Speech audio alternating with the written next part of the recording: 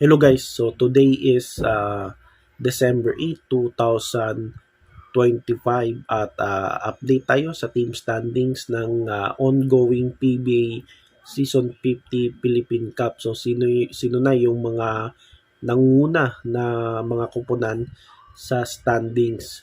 At mahigit 2 linggo nawala yung PBA dahil nga binigyan daan itong Gilas Pilipinas, no? Kung saan lumaban sila sa FIBA World Cup qualifiers at nanalo sila sa back-to-back games nila versus Guam. So ngayon nagbabalik itong PBA at nung Biyernes, no? Bumalik itong PBA at Linggo. Naglaban din yung Linggo, may laro din yung Linggo. Maganda din yung laban, no? Kagabi. So ito. At by the way, itong nagsisimula na rin yung botohan para sa PBA All-Star na gaganapin sa Candon, Ilocos Sur. So, boboto kayo ng paborito nyong mga PBA players. 5 from North All-Stars, 5 from South, 12 rookies and sophomores at 12 din for juniors. Gaganapin yan sa Candon sa March 2026 next year. Boboto kayo kung sino yung pipiliin nyo na paborito yung PBA players. So saan paano bumoto? So punta kayo sa website ng PBA. Ilagay ko mamaya yung link, no? Tignan nyo guys yung link sa baba para makaboto kayo ng gusto nyong mga PBA players. So sa aking video ilalagay ko yung link sa baba ng description, yung sa description. So makikita nyo yung website ng PBA para madali na. No? Yon. Punta naman tayo sa Philippine Cup, no? Team standings as of December 8 at December 7 yung game, no, yung Sunday. Number 1 as of December 8, wins and losses, no. Number 1 is Rain or Shine. Rain or Shine got may 7 panalo at 2 talo. Kagabi kung saan nanalo sila kontra sa Converge, no, itong Rain or Shine. Nung mga first quarter, magandang laban kagabi, no. Nung first quarter lamang ng 12 Converge, pero pagdating ng at the end of first half lumamang yung Rain or Shine, tapos bumawi sa third quarter itong Converge. Pagdating ng fourth quarter na foul out si Muyang, tapos itong Rain or Shine sa tulong nila Santillan, ni Nokum, no, ni sino ito yung isa, si Mamuyak. Yon yung mga player na yun na nagdala sa panalo nila laban sa Converge. Dahil dito number 1 na ang Rain or Shine, no, with 7 wins and 2 losses. 9 games at meron pa silang 2 laro na natitira. So ano yung 2 laro na yon? So laban sa Magnolia December 15 at Barangay Nebra sa December 17. So medyo mabigat-bigat itong Rain or Shine, no? Ang mga last 2 games nila sa elimination round.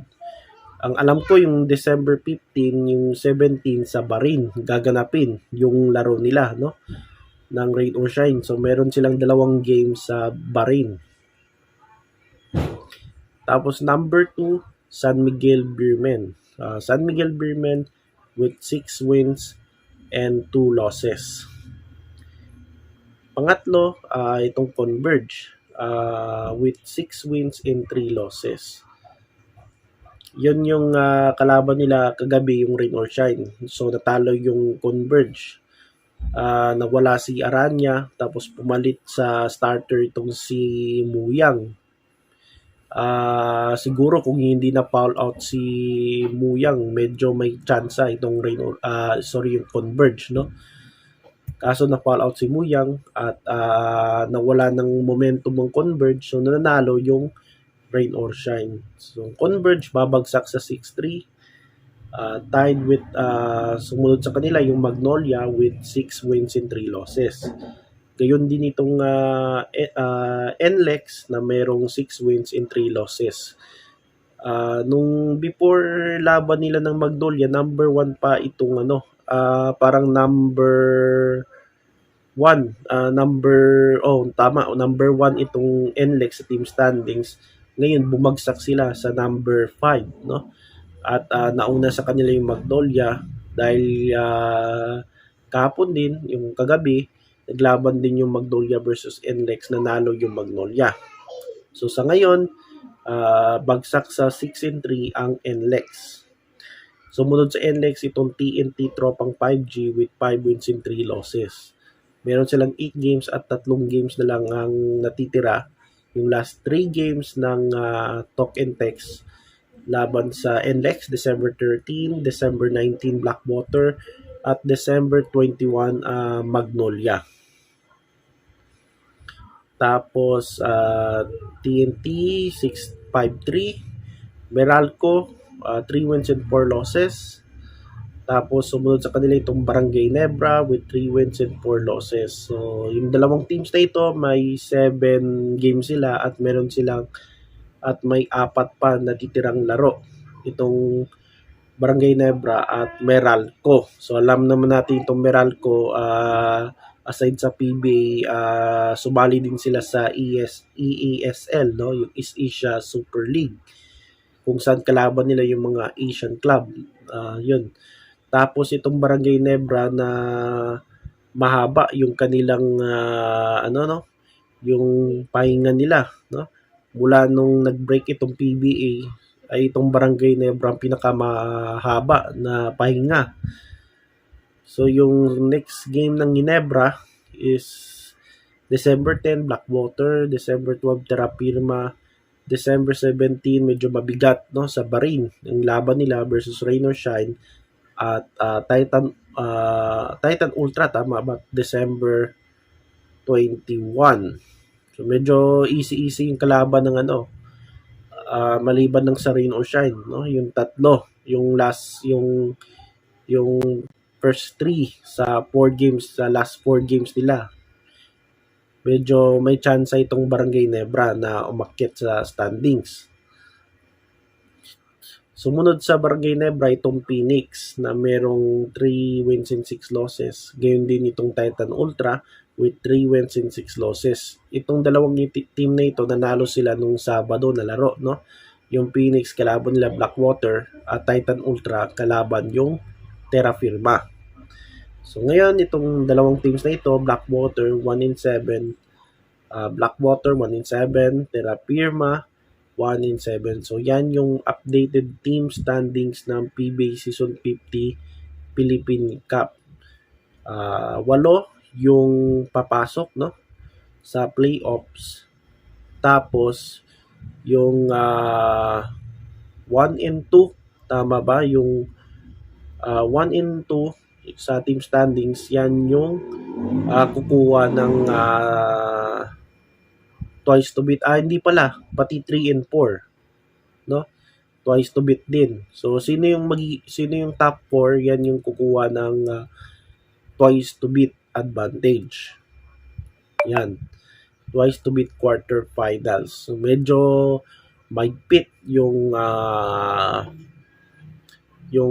pwestuhan, no, sa PBA. So sigurado na lang itong Rain or Shine, San Miguel, Converge, Magnolia at NLEX na merong 6 wins pataas yung kanilang panalo.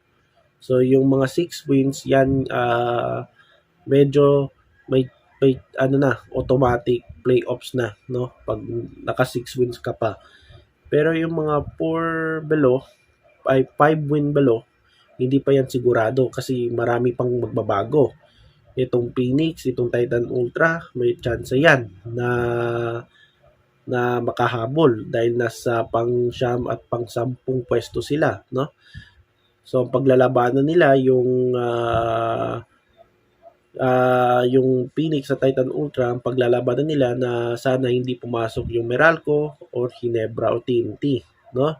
Sa o bumagsak nga tama. O, bumagsak yung TNT, Meralco at Barangay Ginebra para yung dalawang ito makapasok sa quarterfinals. So yan yung standings, no? Updated standings ng PBA Philippine Cup.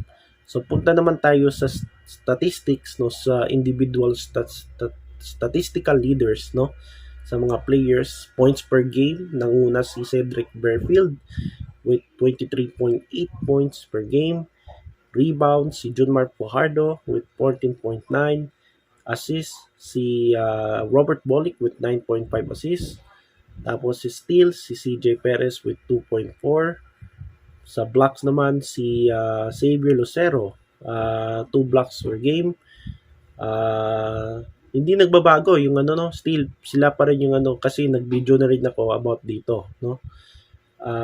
Blocks per game, Lucero. Turnovers per game, Calvin Abueva 3.9 per game. Sa fouls, si Brent Paraiso with 4.1 per game. Then sa minutes, si Stephen Holt with 38.3 minutes per game. Field goal percentage, Henry Galnato got 71.1%. Jerick Amisi nanguna sa free throw percentage with 100%. Sa 3-point field goal percentage, Juan Gomez Diliano got 57.9%. 4-point shot, no, sa 4-point field goal, 61.5 nakuha ni Ray ng Batak, siya yung nanguna. Sa double-doubles, Justin Baltasar with 8. Tapos sa triple-doubles, Juan Gomez Diliano got 2. Sa individual, sa statistical leaders pagdating sa teams, sa points, nanguna itong Converge with 111.4 points per game. Rebounds, yung last game nila sa Converge, nakascore sila ng 84. So mababa ito. Pero yung average nila sa 111 per game, no? Meralco Bulls sa rebounds with 56.6. Assists, no? Converge pa rin with 25.7. Steals, San Miguel with 8.9. Tapos blocks, Meralco Bulls 4.9. Then sa turnovers per game, nanguna din yung Converge with 16.4. Fouls per game, Meralco Bulls 26.4. Field goal percentage, Converge pa rin with 14.2. Sa free throw shooting, free throw percentage, TNT 76.1%. So 3-point field goal percentage, Converge pa rin with 39.8 at TNT para sa 4 field goal percentage with 39.1%. So yan yung statistical leaders para sa teams at sa players. Yan, so ang schedule natin sa PBA sa darating na Miyerkules, no?